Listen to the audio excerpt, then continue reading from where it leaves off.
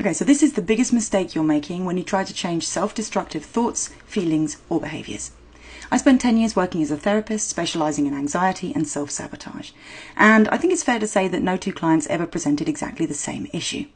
But nuances aside, there is one thing that seems to be true for absolutely everyone, and that's that the moments when we feel our most uncomfortable are usually moments when we feel in some way out of control. Whether it's of our actions, the things we do, think, say, or feel, the feeling of powerlessness when it comes to the self is pretty much universally unwelcome. But we can't be in control all the time, or even much of the time. It's estimated that 90% of your daily decisions are made unconsciously, meaning that we can only hope to consciously control at best 10% of what we say, how we behave, the choices we make, etc.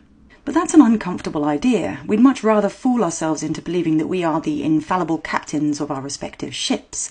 So when we drift off course, our very unhelpful instinct is often to relinquish even more control by attempting to forget, deny, or ignore our more destructive decisions.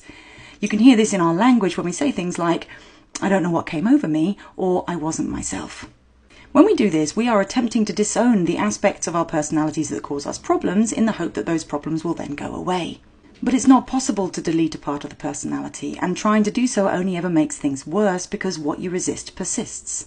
When we try to shut these parts out, they just grow bigger, scarier, and more problematic. Now, I call these parts of the personality monsters, not because they're evil, but because we treat them as if they are, and that's the problem. The truth is that there is no bad part of the personality. If a part of you is making poor decisions, then that's because it's trying to meet a very real need, but it has an outdated or just plain faulty game plan. So what can we do about this? Well, rather than shutting our monsters out in the dark, we actually need to do the opposite. Shine a light on them. We need to turn towards these parts of the personality, listen to them, care for them, and give them what they need in different and better ways. Monsters are a little like children who are acting up. Once they feel seen, heard, and cared for, they'll stop screaming the house down, and might even reward us in different ways too.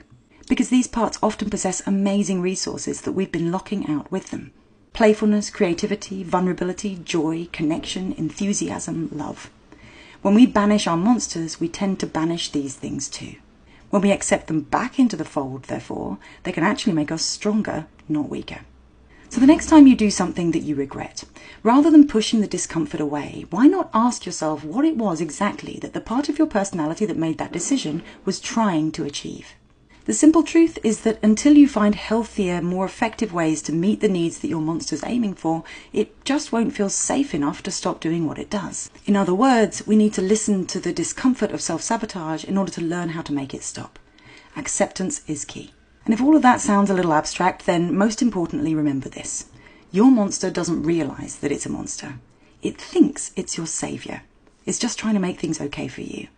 Now, if you turn that kindness back on it, then really, everything can change.